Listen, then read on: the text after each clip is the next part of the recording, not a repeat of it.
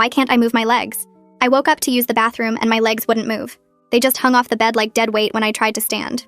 I told my husband I couldn't move my legs and he thought he was joking, but finally called 911 when I couldn't stop crying. The EMTs arrived within 10 minutes asking if I'd fallen or hit my head. I hadn't done anything. I'd gone to bed walking and woken up paralyzed. They did quick neurological tests in the ambulance and exchanged looks I didn't like. At the emergency room, they rushed me in for an MRI thinking spine injury or stroke. The neurologist came in with the results looking confused. "Your scan is completely normal," she said. "No spinal compression, no lesions, no nerve damage. Structurally, everything looks perfect." "Then why can't I move?" I asked. "We're going to run more tests," she said.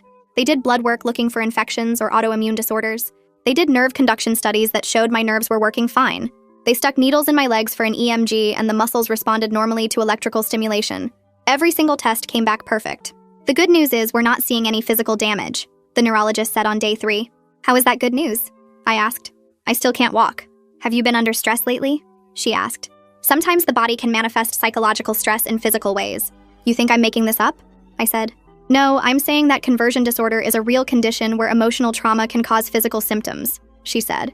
"Your brain might be protecting you from something by shutting down your legs." "My brain is fine," I said. "I'm not traumatized.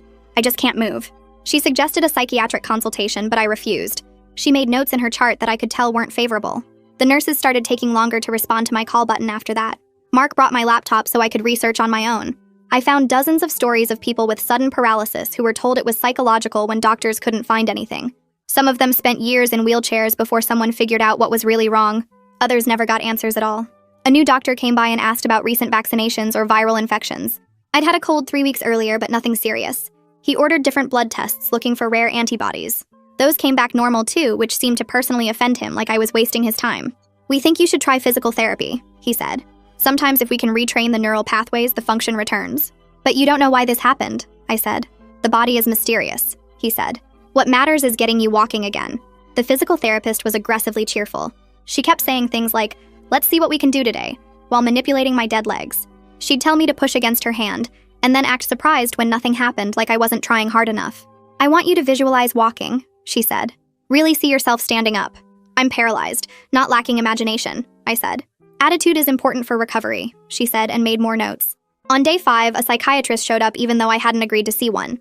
He asked about my childhood and my marriage and whether I'd ever had anxiety.